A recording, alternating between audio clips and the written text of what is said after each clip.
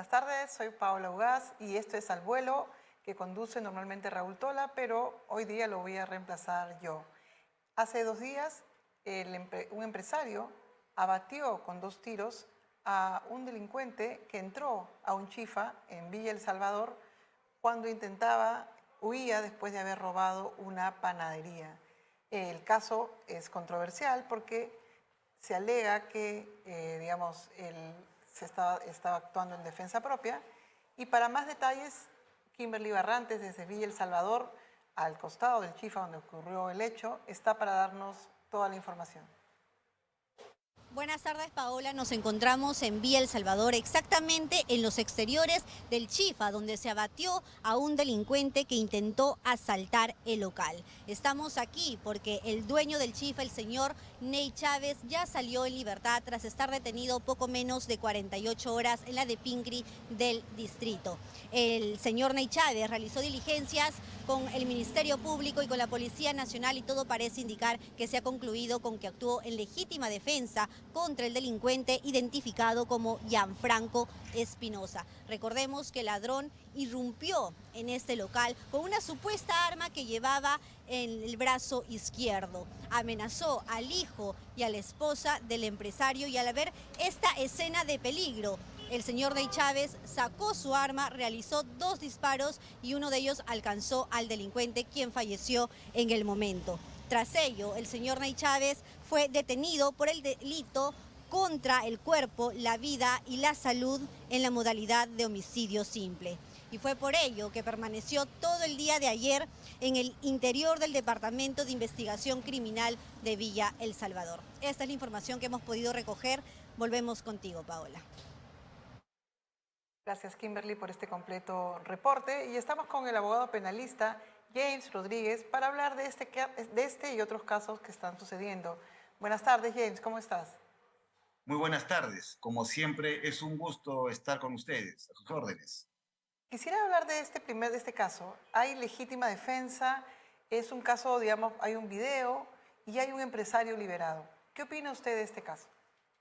Por supuesto, de acuerdo a lo que hemos podido ver toda la ciudadanía en el caso del Chifa, en Villa El Salvador, se ha configurado, como manifesté muy bien el día de ayer en este importante medio de comunicación, que de acuerdo al artículo 20 del Código Penal y la Constitución Política del Estado peruano, desde mi punto de vista y la experiencia, se había configurado lo que es la institución jurídica de la legítima defensa o defensa propia, ya que este ordenamiento jurídico contempla requisitos fundamentales, si usted me permite más adelante, los paso a explicar para que se configure esta institución que se llama y denomina legítima defensa.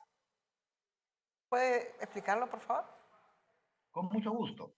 Para que se dé la legítima defensa o la defensa propia, tienen que existir 3 requisitos fundamentales. La primera es sufrir una agresión ilegítima. Por ejemplo, cuando viene un asaltante con un arma para asaltarnos, obviamente, valga la redundancia, esa es una agresión ilegítima, una agresión antijurídica. La segunda es la falta de provocación, es decir, el agraviado, la víctima, no va a ir pues a buscar una provocación a un asaltante o otra persona, Claro. armado obviamente, esta persona, a buscar la forma para que esta persona lo agreda, o sea, lo provoque. O sea, no, eso no procede. Claro. Uno tiene que sufrir una agresión ilegítima y no haberlo provocado. Y finalmente, lo que se configura para que se dé la legítima defensa es la defensa necesaria, es decir, que la persona ejerza una defensa necesaria o racional. Esto depende mucho de la intensidad del ataque, de la peligrosidad del agresor. Y hemos visto ayer, toda la ciudadanía ha visto cómo este delincuente, porque hay que ser claro y hay que ser objetivo, esta persona amenaza a la madre, al hijo, lo echa al suelo y manifiesta lo siguiente: haz lo que te digo o te mato. Y tenía pues el ademán de tener un arma en el cinto, cosa que el padre, el que disparó, saliendo de la cocina, y al ver esta situación, escuchar esta situación de una grave amenaza que estaba sobre su vida, ejerció lo que se denomina la legítima defensa, haciendo uso del arma del cual tenía licencia, obviamente, licencia vigente, lamentablemente quitándole la vida a esta persona en resguardo de su propia integridad, de la persona que disparó, así como de la señora y de su familia que estaba tirada ya en el suelo. La Fiscalía ha abierto un caso contra el empresario Ney Chávez Santillán, porque igual se tiene que configurar la investigación e igual se tiene que, digamos, utilizar los videos y seguir, digamos, lo que tiene que seguir. ¿Cómo se tiene que configurar la defensa del empresario James? La defensa del empresario tiene que demostrar que se han configurado los requisitos para que se denomine legítima defensa. Es decir, los requisitos que le acabo de manifestar, sí, que es la agresión ilegítima, que es la falta de provocación, que es la defensa necesaria, y el fiscal, una vez recibido las declaraciones, el análisis de los videos, las pericias, no va a denunciar o formalizar una acción penal contra el dueño del chifa. Es decir, se inhibe. La Constitución y el artículo 20 indica claramente de que la persona que actúa en defensa legítima está exenta de pena, exenta de proceso. Y eso, desde mi punto de vista, es lo que se ha configurado el día de ayer, en este caso, que toda la ciudadanía ha tomado conocimiento. ¿Cree que este caso pueda replicarse en otros lados a nivel nacional, dada obviamente la inseguridad ciudadana que hay en diversas zonas y como efecto, digamos, se pueda volver una realidad y estemos rodeados digamos, de gente que se está defendiendo, pero en un momento podría ser como ya convertirse en un lugar en el cual estemos llenos de pistolas, ¿no? Sí, yo considero de que la ciudadanía ya está, disculpando la palabra, ya cansada y harta de situaciones pues de asaltantes en todos los momentos, en el día a día. Uno ya no puede salir, ¿no? No puede transitar con su teléfono porque es víctima de seguro de los asaltantes, de los raqueteros. Y ya pues creo que la ciudadanía está poniéndose conciencia de que esto no debe continuar. Pero por ejemplo, si me arranchan un teléfono, yo no lo voy a disparar a la persona que me está arranchando el teléfono, sino sería pues, no sé. Un homicidio. Claro. Tiene que darse las condiciones. Por ejemplo, si me permite analizar, ayer hemos visto a una persona entrando a un establecimiento comercial cuando la puerta estaba cerrada. Típico caso de los asaltantes, que entran ya cuando está cerrando el establecimiento, porque en ese momento se hace el conteo de cajas, ¿no? Se recauda el dinero, ese es el momento necesario, y además porque no hay mucha gente dentro del local comercial. Ha ingresado, ha amenazado, o sea, esa es una agresión ilegítima. Ha ingresado y ha ordenado, ha amenazado a la madre y al hijo para que se echen al suelo y todo el país ha escuchado, échate o te mato. Esa palabra es determinante para que la Fiscalía actúe en lo que es la institución jurídica de la legítima defensa.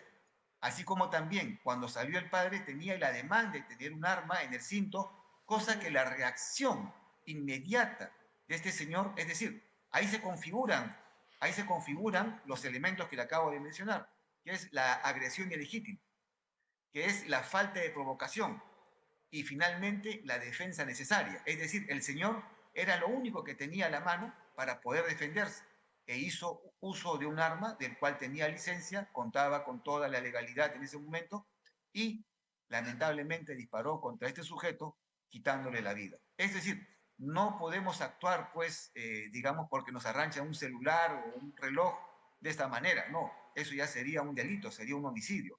Solo se puede actuar cuando se encuentra en evidente peligro nuestra integridad física o la vida de nosotros o de las personas. Perfecto, bueno, creo que se ha caído la comunicación. Vamos a una pausa y regresamos con más en Al Vuelo.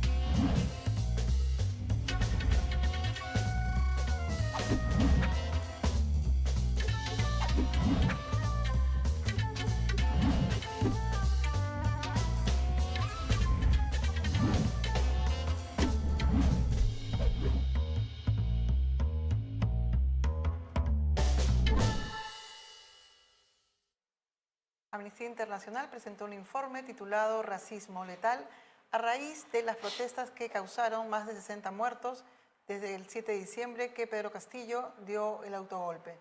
Vamos con el reportaje de Kimberly Barrantes.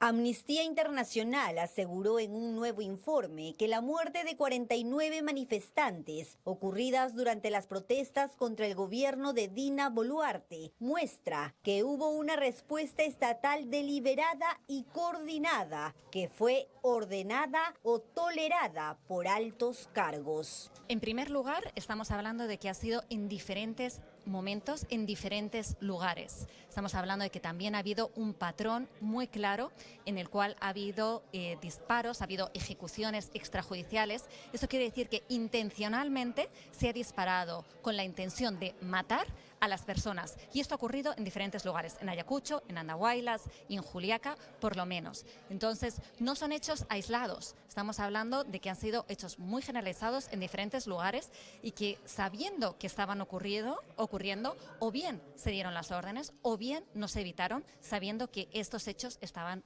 ocurriendo. Para llegar a esta conclusión, en el informe titulado Racismo letal, ejecuciones extrajudiciales y uso ilegítimo de la fuerza por los cuerpos de seguridad de Perú, se analizó 52 casos de personas fallecidas o heridas durante las protestas desarrolladas entre diciembre y febrero en varios puntos del sur del país. De estos 52 casos, hay 20 muertes que califican como ejecuciones extrajudiciales con sesgo racista cometidas por fuerzas estatales. De estas, 15 fueron de menores de 21 años, muchos de ellos de familias pobres o indígenas. Desde un principio que había uso excesivo de la fuerza, que había, como hemos podido demostrar, posibles ejecuciones extrajudiciales, ya podemos afirmar que hay evidencias que las ha habido, y por eso realizamos una investigación enviando a nuestro equipo de crisis a Andahuaylas, a Chincheros, a Purímac, a Ayacucho y a Juliaca, a Puno, para recabar toda la información para decir lo que hoy estamos afirmando, que ha habido graves violaciones de derechos humanos y que se debe investigar hasta el más alto nivel porque hablamos de ataques generalizados hacia la población. La organización puso como ejemplo de que el 9 de enero en Juliaca, donde se produjo la jornada más sangrienta de las marchas, solo 2 agentes de la Dirección de Operaciones Especiales informaron de que habían disparado 4 municiones de calibre 7.62 con sus rifles AKM. Pero al menos 15 personas murieron por munición letal y decenas más resultaron heridas con armas de fuego. Para la secretaria general de Amnistía Internacional, Agnieszka Llamar, Dina Boluarte, por ser la jefa suprema de las Fuerzas Armadas y policiales, tiene responsabilidad directa en estos crímenes, que al ser sostenidos en un periodo de 3 meses, constituyen como ejecuciones extrajudiciales. The responsibility of the highest level of the government is involved in the way the repression took place. It was not an isolated incident. It was not one single case. It was not the result of rogue officers of the police or the militaries. This took place over 3 months.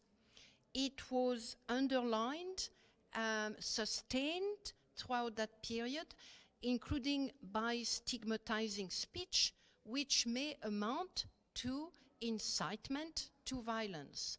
So the responsibility of the highest level of the government is involved and must be investigated. Explica que la responsabilidad de Dina Boluarte es directa, ya sea porque ordenó las matanzas o porque no hizo nada para detenerlas, o simplemente porque con su discurso incentivó a la violencia. Under international law, any killings, just even one killing by a police officer, will demand that the responsibility of the state be investigated. Amnistía Internacional reclama investigar a los responsables de alto nivel de manera exhaustiva, imparcial y pronta. Además, insta al gobierno a poner fin al uso de la fuerza letal y de municiones prohibidas. en momentos en que dirigentes sociales de regiones andinas han anunciado el reinicio de las protestas antigubernamentales en junio. Kimberly Barrantes, Nativa nos conecta. Ayer se presentó el informe y el grupo de los que se denominan la resistencia y que también son conocidos como la pestilencia, una de las partes que se llaman los combatientes, irrumpió en el local mientras se presentaba el informe junto a los familiares de las víctimas de las masacres. Amnistía Internacional ha señalado que estas agresiones no nos van a callar ni debilitar en nuestra lucha para que los derechos humanos se garanticen en Perú y por el contrario, estamos más fuertes en nuestro pedido de justicia para las víctimas y el cese de la represión estatal. Pese a todo, igual presentaron su informe a la prensa peruana e internacional, donde una cadena humana protegió a las víctimas de esta agresión. Estamos con Juan José Quispe, abogado del Instituto de Defensa Legal, para hablar de este y cómo van los casos que se están viendo contra los familiares de las víctimas de las protestas. ¿Qué le parece este informe, Juan José? Mire, gracias Paola por la invitación. En primer lugar, me parece un informe potente, contundente y sobre todo objetivo. O sea, no estamos hablando de sesgo, estamos hablando de lo que hay. 56 casos, de los cuales 25 por lo menos serían de ejecuciones extrajudiciales. Un informe de 73 páginas que dista un poco, pero digamos complementa el informe de Human Rights Watch, de la Comisión Interamericana de Derechos Humanos y sobre todo el de la OEA, ¿no? Entonces acá sí se establecen dos temas muy importantes. El primero, respecto a los tipos penales. Siempre se ha estado divagando en que podrían ser homicidios culposos, homicidios simples, homicidios calificados, lesiones graves. Acá están diciendo ejecuciones extrajudiciales y delitos contra los derechos humanos. Dos, están hablando de una responsabilidad del más alto nivel, es decir, desde la Presidencia de la República hasta los mandos militares, quienes no hicieron nada por impedir, ¿no? La señora Boluarte, sabiendo que hubieron protestas donde en diciembre Ayacucho, Cusco, con muertos y heridos, con armas, el uso de armas letales, hizo la misma represión en enero en Juliaca, en Puno, el 9 de enero. Es decir, se continuó con el tipo de política de contrarrestar las protestas sociales.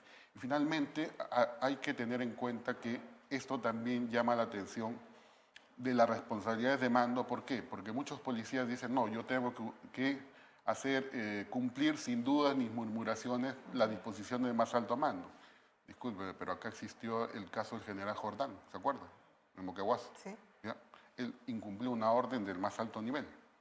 Y el incumplir una orden ilegal le acarrea una irresponsabilidad. ¿Se refiere usted al caso en el cual habían tomado habían secuestrado a unos miembros de la policía? Uh-huh. Alberto Jordán, en ese momento el jefe de ese operativo, Así es. se niega a obedecer al gobierno de Alan García de matar a la gente que estaba ahí. Uh-huh. Y eso conllevó a que Jordán sea, digamos, degradado, retirado de la policía. Así es. De eso estamos hablando, ¿no? Pero no fue materia de un proceso penal.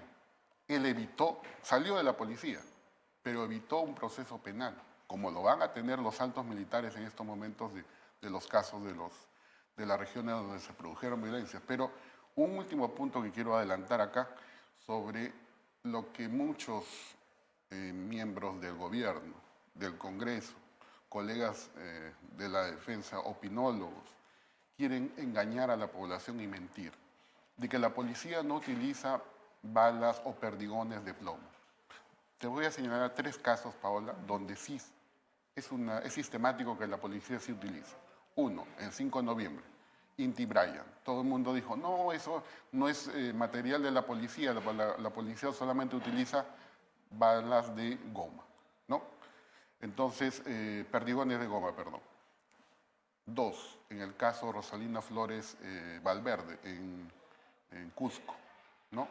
El 15 de diciembre del año pasado, se le encontraron 33 perdigones en el cuerpo. 11 le sacaron en Cusco y 22 en la morgue de Lima. Tercer caso, Edgar Quispe Palomino, otro herido en Cusco, ¿no? Por las protestas. Y curiosamente ahora van a decir que nosotros defendemos a los Quispe Palomino. Este Quispe Palomino, por si acaso, no tiene nada que ver con lo de Bryan, ¿no? El chico se ha quedado con 5 perdigones de plomo en el cuerpo, no le han podido extirpar. Lo que le han hecho para que pueda seguir sobreviviendo, le acaban de dar de alta recién, es cortarle los intestinos.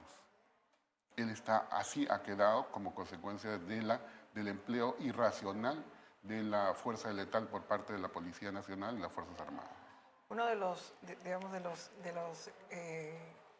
uno piensa que estos informes ya no van a decir nada más nuevo, pero cada informe tiene mucha más información que enriquece los duros días de represión policial y Fuerzas Armadas, que 21 de las víctimas eran menores de edad. Así es. ¿Y eso qué dice? Que, digamos, habría también que tomar una acción en defensa de los menores de edad que estaban, digamos, por allí y que no solo no participaron, sino que han sido ultimados.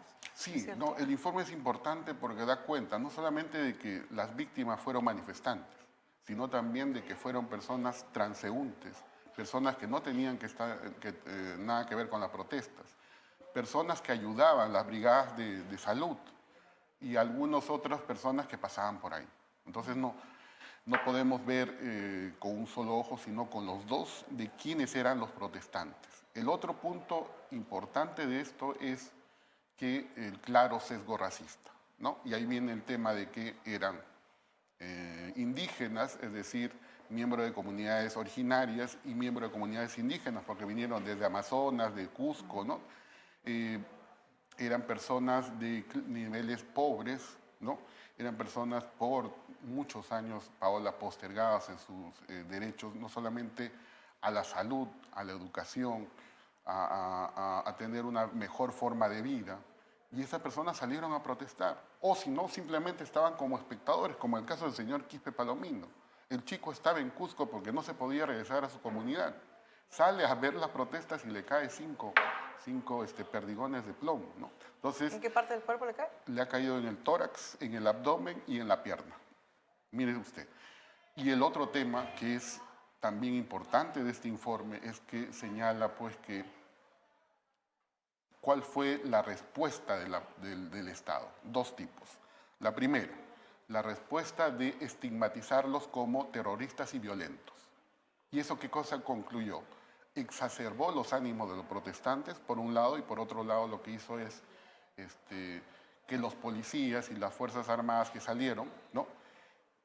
sigan utilizando ese método. Y otro tema es el de no fueron disparos al azar, fueron disparos a la cabeza y al cuerpo. Por tanto, si también se ha evidenciado que han sido disparos a larga distancia, ¿cómo yo puedo decir que la policía puede estar señalando que era una legítima defensa? No hubo legítima defensa ahí, ¿no?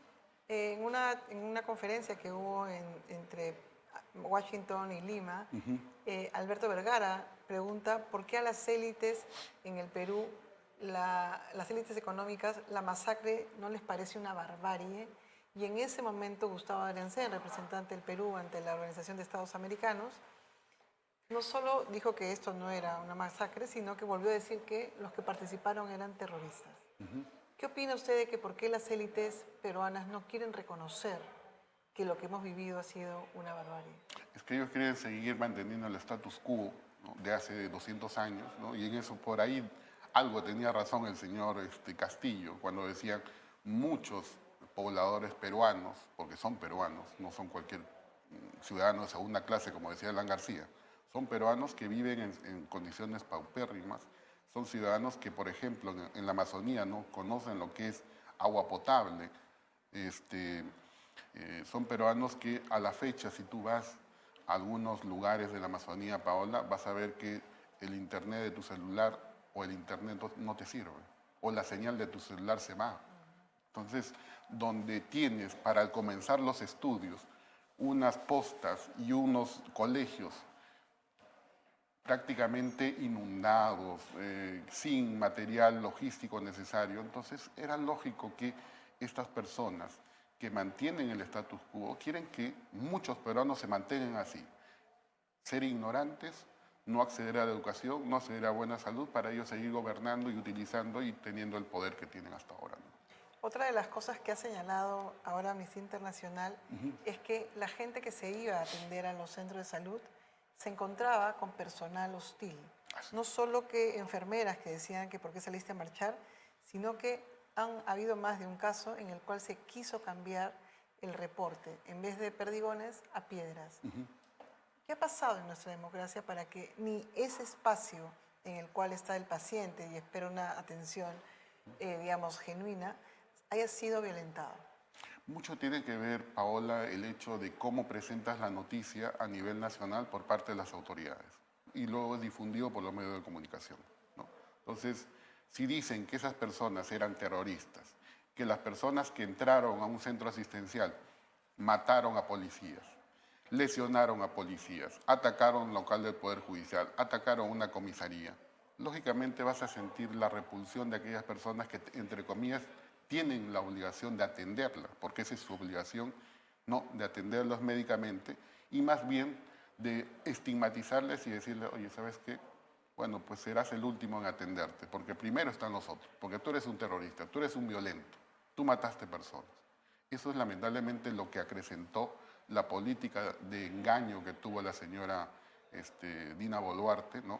Al señalar pues que estas personas eran violentas, eran terroristas y por tanto doy todo apoyo a las Fuerzas Armadas y Fuerzas Policiales a sabiendas que ella pudo evitar esas muertes. Y por eso la otra vez hablamos de lo que se llama el delito de comisión por omisión. Es decir, el Estado tiene el deber de garante de la vida de todos los peruanos y la señora Boluarte, con los primeros muertos y todo su equipo de ministros, ¿no? Pudieron evitar que se sigan cometiendo más muertos en enero, pero ¿qué hizo? No impidió el resultado. Por tanto, ahí se subsume en este tipo de infracción penal. Pero ¿qué ha pasado también para que los policías o los militares quieran cambiar los reportes de los pacientes? Eso ya quiere decir que estamos hablando de que esta democracia está dejando de ser democracia con hechos que no han podido ser cambiados, desgraciadamente. Y ahí voy a la Defensoría del Pueblo. ¿Qué va a pasar ahora si se retoman las protestas al tener un defensor del pueblo que va a defender mejor los intereses de las personas que lo han votado en el Congreso? Buena pregunta. La primera parte. La policía está yendo a los centros asistenciales a querer cambiar o a arranchar los informes médicos, a querer llevarse lo que se extraía en el cuerpo de los manifestantes, ¿no? Eso con la única finalidad de evadir su responsabilidad penal para sus compañeros, para sus jefes, para quien sea. Pero por otro lado tenemos que la labor de la Fiscalía ahora con el señor Josué Gutiérrez, lamentablemente va a ser política, porque ya vemos que este señor, su primer invitado, ¿quiénes fueron? Los miembros que ayer atacaron a Amnistía Internacional, es decir, los denominados combatientes que deberían ser juzgados o investigados como organización criminal, porque es una presunta organización criminal. Son pocas personas, pero bien organizados. Yo me pregunto, ¿quién los financia? Porque llegan en un bus, tienen parlantes, cada cual tiene una función, un rol, ¿no? Unos van a gritar arengas, otros van a tirar basura, otros van a pretender agarrar a las personas ahí que están. Entonces, yo creo que es importante que la Fiscalía de una vez por todas las investigue por ese delito. Y acá hago un llamado a la Fiscal de la Nación, Paola, porque no se está queriendo investigar estos casos. Se está entrando a instituciones de derechos humanos, se están entrando a locales donde se presentan informes de derechos humanos. O sea que acá ellos son fascistas netos y lo que están haciendo es no toleran la libertad de opinión de otras personas, ¿no? Claro. Y otra de las cosas que también se está viendo es que la policía se convierte en un espectador, porque ayer en lo de la Amnistía Internacional miraban al techo, se hacían selfies, pero no hacían no, atención. ¿Ha perdido su condición de deliberante la policía en el Perú? Yo creo que sí. Yo creo que sí, porque la policía ya está en una situación donde es parte de una política nacional del Estado, ¿no? Donde ellos ya no tienen que cumplir una orden y esa orden tiene que ser llevada a cabo y ejecutada. O sea, si una policía tenemos así, lo único que vamos a tener son autómatas que van a recibir una orden de matar o lesionar personas, como lo dice el informe, ¿no? Era una política nacional, ¿no?, de represión a personas que estaban manifestando. ¿Para qué? Para calmar las protestas y luego para investigarlos, porque eso es lo que se está haciendo, ¿no? Entonces la policía en estos momentos se está convirtiendo en el operador del Poder Ejecutivo junto con las Fuerzas Armadas. Las Fuerzas Armadas no tienen por qué salir, pero sin embargo están ahora saliendo. Y un dato importante, las Fuerzas Armadas, Paola, en los estados de emergencia, a diferencia del conflicto armado interno 1980-2000, eran las Fuerzas Armadas las que tomaban el control absoluto del lugar donde estaba en estado de emergencia. Pero acá no. Acá es las fuerzas policiales las que toman el control absoluto y las Fuerzas Armadas son las que apoyan a la policía. Pero en el lugar donde las Fuerzas Armadas mataron personas, no había ni un solo policía. Es decir, tomaron acciones, su plan operativo, todo, por acción solamente de ellos. Y eso es importante, este informe, para leerlo y sobre todo para que la comunidad entera sepa la verdad de los hechos y no esté engañándose con posiciones del gobierno que nada tienen que ver con las protestas y en donde la señora Dina Boluarte le acaban de reprogramar para el día 6 de junio su declaración, dado que el día 30 de mayo, que había sido llamada, no podía porque dice que hay un simulacro, ¿no? Una de las cosas que, para cerrar, el general del Ejército, Guillermo Ojeda, el comandante general del Ejército, no se presentó a declarar como testigo en el caso contra la presidenta Dina Boluarte. O sea, ¿está esperando que la presidenta declare para él declarar? Así es, ¿no? Yo creo que ahí vamos a encontrar una posición bastante marcada. ¿En qué sentido? Uno, si la señora Dina Boluarte va a declarar o va a guardar silencio. Dos, si la señora Boluarte va a declarar lo mismo que declaró al comercio hace poco tiempo, ¿no? Donde ella se sacudía de responsabilidades y dijo, comando. No tiene mando ni comando, cuando eso es absolutamente falso, ya todo el mundo lo ha desmentido, la Constitución le dice, cuando ella asume como la presidencia de la República, desde ese momento es ya jefa de las Fuerzas Armadas y de las Fuerzas Policiales. El mamotreto o la pantomima que hicieron después de entregarle su condición de mando, de reconocerlo por las Fuerzas Armadas y Policiales, eso es simplemente para la tribuna, para decir, antes yo no tenía mando ni comando, ahora sí, pero ahora no, así no son las cosas. Ella desde un momento sí tuvo la responsabilidad. Juan José Quispe del Instituto de Defensa Legal estuvo en el vuelo, muchísimas gracias por la entrevista y hasta la próxima. Gracias. Vamos con el reportaje de Mauricio Sagasti y la extradición pendiente a Elian Carr. Irregularidades a la vista. En esto de repensar tu modelo de negocios, lo primero que tendríamos que preguntarnos es, ¿tu modelo de negocios te enamora? El hombre que observa en pantallas y que trata de vender cómo debería ser un modelo exitoso de negocios responde al nombre de Ariel Correa, un especialista en marketing estratégico que recibió montos considerables de dinero tras asesorar a Rafael López Aliaga durante su campaña en la alcaldía. Como no todo es color de rosa, el periodista independiente Alexander Lavilla reveló que estos pagos se habrían dado con dinero proveniente del financiamiento público. ¿Es posible esto? Muchas veces se desvía ese dinero a gastos de campaña y se busca la manera de disfrazar ese gasto de campaña como un gasto de fortalecimiento institucional, ¿no? Correa es dueño de la consultora argentina Focus. Durante la carrera al sillón presidencial, López Aliaga lo llamó para que sea su estratega de marketing. Aunque el ex regidor no ganó, ya se había estrechado un vínculo. Cuando Correa fungía como su asesor, el empresario logra llevarse la elección municipal. Tras la celebración, tocaba pagar los servicios al consultor. En ese momento, López Aliaga se aprovechó que su partido, Renovación Popular, forme parte del Congreso y use dinero del financiamiento público para pagarle. El financiamiento público directo está destinado a fortalecer a los partidos. La idea es que los partidos puedan hacer dos cosas fundamentalmente. En primer lugar, funcionar adecuadamente y para eso se permite que hasta el 50% se dedique a gastos corrientes y el otro 50%, e idealmente más del 50%, debería dedicarse a formación, investigación, capacitación.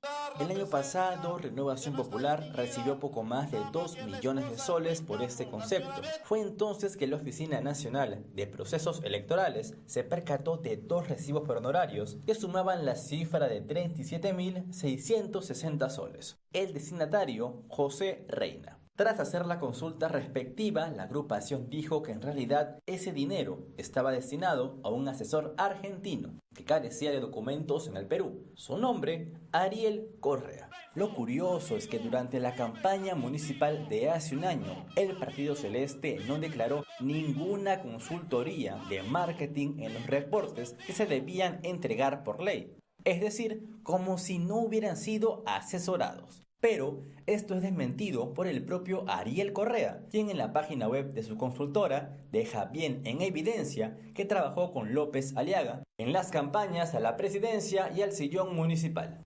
La OPE tiene la posibilidad de sancionar con medidas administrativas, desde multas, suspensión del financiamiento, etcétera, y eventualmente, en casos más graves, puede también aplicar algunas sanciones políticas. A pesar del riesgo que corrían, Renovación Popular siguió sacándole la vuelta a la ley. El informe detalla que se pagó un monto de 79.642 soles a la empresa Continental Travel por los pasajes de Ariel Correa, y la encargada de realizar estos pagos fue la actual regidora de Lima por el partido de López Aliaga, Janet Alonso Contreras. Ese mismo año, la consultora que lidera Correa se constituyó en el Perú con otro nombre, pero lo mantuvo como su gerente. Para variar, ese mismo año, la agrupación política le pagó 39.936 soles, con fondos del dinero público por sus servicios de la segunda mitad del año. ¿Acaso las posibles sanciones no le preocupan al alcalde de Lima?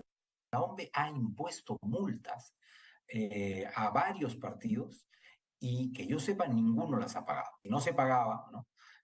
No había sanción, no había efectivamente un mecanismo para disuadir a los partidos de no cometer infracciones. Actuar de forma impune le salió barato a Rafael López Aliaga. Actualmente Ariel continúa dando charlas y participando de eventos de la organización, incluso junto a congresistas de Renovación Popular. Por si fuera poco, hace unos meses se informó que el teniente alcalde de Lima, Renzo Reyardo, se le pagó 20.000 soles por un entrenamiento motivacional que, según dijo, nunca se efectuó. Sin embargo, ese no era el monto. Este recibo revela que fueron 250.000 soles los que recibió, aunque dijo que devolvería el dinero. Hasta la fecha solo ha devuelto la mitad. Este cúmulo de acciones revela una práctica aparentemente cotidiana de Renovación Popular: usar el dinero público a su beneficio. Con la información revelada, es tiempo que las entidades correspondientes tomen cartas sobre el asunto. Mauricio Sagástegui, Nativa nos conecta.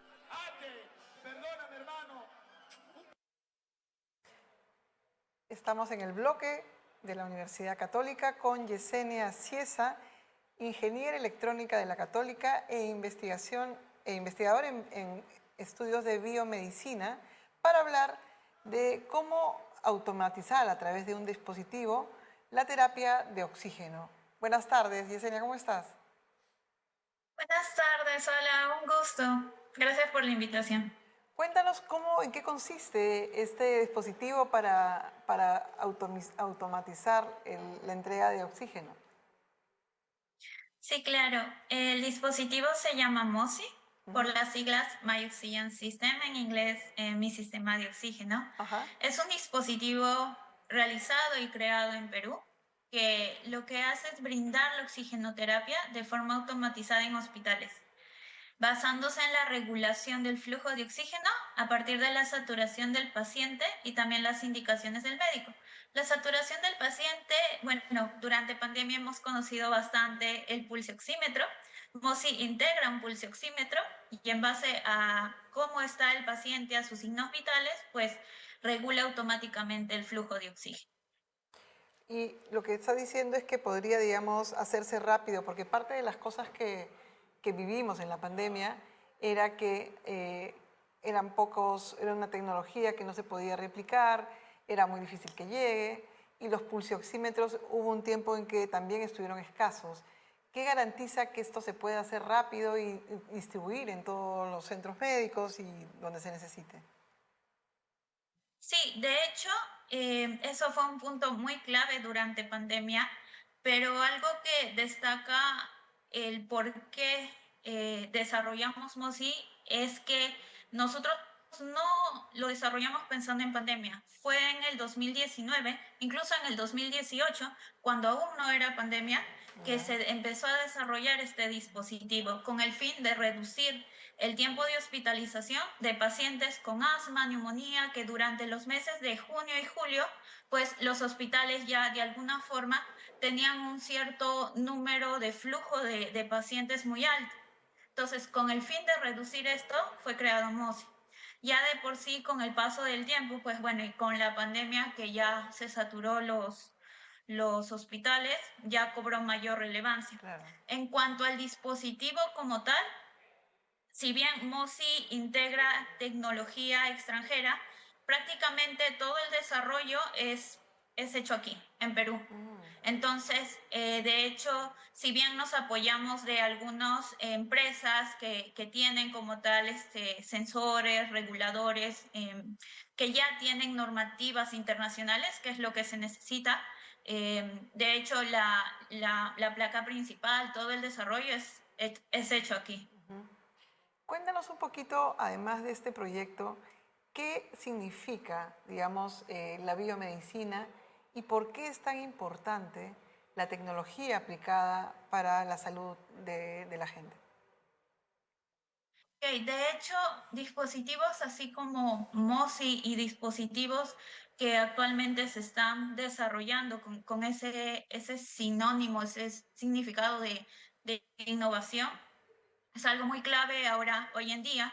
De hecho, volviendo a la pandemia, pues se nos cerraron en el Perú todas las puertas de tecnología y nosotros mismos tuvimos que empezar a desarrollar nuestra propia tecnología, y es ahí donde también se hizo bastante relevante el avance y el apoyo de Fondesit, de Concitec y de otras entidades que, por ejemplo, el Ministerio de Producción, que fue una de las entidades que nos apoyó a nosotros, así como la Católica, la Universidad Católica, para acelerar este tipo de investigaciones dentro de la biomédica. La biomédica de por sí es una disciplina que combina la medicina y la tecnología, la electrónica, la informática en conjunto. Entonces, trabajando en conjunto y para hospitales, pues podemos desarrollar tecnología como esta, desarrollar equipos biomédicos para tratamientos específicos, para tratamientos especiales, para diagnóstico, para monitoreo, incluso también enfocado en casa. Ok, entonces, digamos, es algo que combina todo lo que tú ya sabías y es bien interesante porque también sirve mucho, bueno, no solo en pandemia, pero por ejemplo, podrías hacer muchísimas cosas para que la gente pueda atenderse en casa, digamos, hacer ciertos exámenes que puedan cambiar.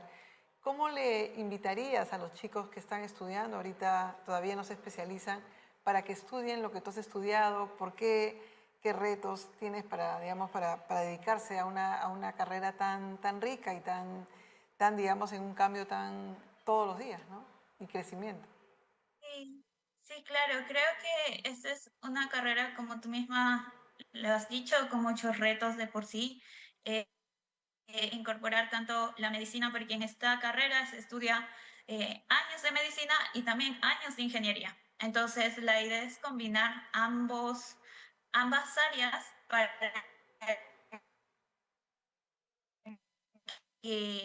para poder, uno de los puntos relevantes y la mayoría de mis compañeros que están en el área tenemos, es que queremos cambiar cómo está siendo actualmente la salud peruana, cómo se da la atención a los pacientes en los hospitales, y que todos lo hemos vivido, todos los vivimos todos los días. Entonces es algo que nosotros, que digamos una nueva generación, queremos empezar a cambiar todo eso con la biomédica. Perfecto. Muchísimas gracias por la entrevista y gracias por tu trabajo, Yesenia, y ojalá que no solo sea MOSI, sino otros aplicativos para hablar contigo en el futuro por otras cosas que estés desarrollando en tu laboratorio. Muchísimas gracias, Yesenia Ciesa, de la Universidad Católica. Estuvo en el bloque semanal en Al Vuelo. Vamos con el reportaje de Kimberly Barrantes sobre la reunión de los combatientes con el defensor del pueblo, Josué Gutiérrez. Apenas tiene unos días en el cargo y sus reuniones con Roger Ayachi, líder del grupo extremista Los Combatientes, cercano a la resistencia, confirman su cercanía con el fujimorismo y el serronismo. Las imágenes se hicieron virales por internet, generando críticas contra el titular de la Defensoría. Gutiérrez los recibió luego de que los combatientes reclamaran impunidad para policías y militares involucrados en el asesinato de civiles durante las protestas contra Dina Boluarte. Desde el 7 de diciembre, la policía y las Fuerzas Armadas han actuado correctamente defendiendo a la patria ante el acecho de los comunistas que han incendiado el país para intentar reponer en su cargo al delincuente Pedro Castillo, a quien hemos tenido el honor de sacarle a patadas del Palacio de Gobierno. Doctor Josué Gutiérrez, usted limítese a cumplir sus funciones a favor de la patria. Ayachi arremetió contra la defensora del pueblo interina, Eliana Rebollar, quien renunció tras la juramentación de Josué Gutiérrez. Desde hace décadas, por esta institución han pasado gente de izquierda, como la última, como la doctora Rebollar, quien ha empezado a perseguir a policías y militares que actuaron en defensa de la nación después del 7 de diciembre. Doctor Gutiérrez, los mejores hijos del Perú te vamos a vigilar. Nosotros no vamos a permitir de ninguna manera que continúes el trabajo de la doctora Rebollar. La doctora Eliana Rebollar ha hecho pues una labor encomiable. Dignamente ella ha renunciado al cargo porque no puede quedarse ya más tiempo al lado de una persona como la que han elegido. Josué Gutiérrez no tuvo reparos en sonreír al hacerse una foto protocolar junto a Ayachi y sus seguidores. Sin duda, pues hay mucha semejanza y hay una identificación casi natural entre este señor que está ahora interviniendo la Defensoría del Pueblo por encargo del Congreso y estas organizaciones. No podemos esperar mucho que pueda ser diferente. Yo diría que más bien por eso es que tenemos que tener claro que nos han capturado la Defensoría, nos han privado de esta institución y hay que recuperarla. Otro video difundido en redes muestra a Ayachi sentado al lado de Gutiérrez, ante la mirada atenta de los demás integrantes de su agrupación y representantes de la misma Defensoría del Pueblo. Pero, ¿quién es Roger Ayachi Soria? El líder de los combatientes estuvo en el reciente ataque contra IDL Reporteros y en los ataques que perpetró la pestilencia frente a los domicilios del director de IDL Reporteros, Gustavo Gorriti, y de la periodista Rosa María Palacios en febrero pasado. ¿Por qué un defensor del pueblo recibe a extremistas que han atacado a organizaciones que luchan en favor de los derechos humanos? Definitivamente el señor Josué Gutiérrez no tiene pues en absoluto que ver con el perfil de lo que se esperaría de un defensor. Para comenzar, lo que dice la Constitución y la Ley Orgánica de la Defensoría, tendría que tratarse de una persona de reconocida trayectoria, integridad e independencia. Creo que cada una de las cosas que se van conociendo de esta persona nos hacen ver a las claras de que no estamos pues ante una situación que pueda bajo ningún punto de vista ser aceptable. Pero este grupo de extrema derecha no ha sido el único en llegar al despacho del flamante defensor del pueblo. Según el periodista Wilber Huacasi, Josué Gutiérrez también recibió a César Acuña, fundador y líder del partido Alianza para el Progreso, al ex primer ministro y actual congresista Guido Bellido y a la legisladora fujimorista Jenny López. Este señor está muy lejos de ser el defensor del pueblo, es más bien el ofensor del pueblo. Para el ex defensor del pueblo, Walter Albán, estas reuniones solo confirman influencias políticas en el desempeño del cargo por parte de Josué Gutiérrez. Kimberly Barrantes, Nativa nos conecta. Estoy seguro si Jesús estuviera. Ayer, en el evento de la presentación del informe de Amnistía Internacional titulado Racismo Letal, Este mismo grupo de los combatientes, dirigidos por Roger Ayachi, que forma parte a su vez de la autodenominada La Resistencia, o como le señala IDL Reporteros, La Pestilencia, estuvo en ese evento y acosó e insultaron a los familiares de las personas que murieron en Ayacucho, Puno, Cusco, Andahuaylas y Lima. Eso fue evitado por una cadena humana que se hizo durante el evento de Amnistía Internacional, y una vez más se demuestra que Roger Ayachi y estos miembros de estas organizaciones tienen una alianza tácita con la policía que no hizo nada para evitar estos sucesos. El Roger Ayachi han estado antes en la casa de los periodistas Rosa María Palacio, Gustavo Gorriti, han estado antes en firmas de libros, han ido a muchísimos lugares, han tirado cosas, han señalado que desean la muerte de estas personas. Roger Ayachi en particular ha dicho: yo quiero verte muerto a Gustavo Gorriti, judío, hay que acabar con él. Y estamos hablando de que el defensor del pueblo, más conocido como el ofensor del pueblo, según el exdefensor Walter Albán, está demostrando que no va a defender a nadie y que más bien va a defender a todos los que forman parte de los partidos políticos que lo escogieron en el Congreso. Esto es muy grave porque demuestra una vez más cómo se nos está degradando la democracia en el Perú. Esto ha sido el programa de hoy. Muchísimas gracias por estar allí y el lunes regresa nuestro director Raúl Tola en Al Vuelo.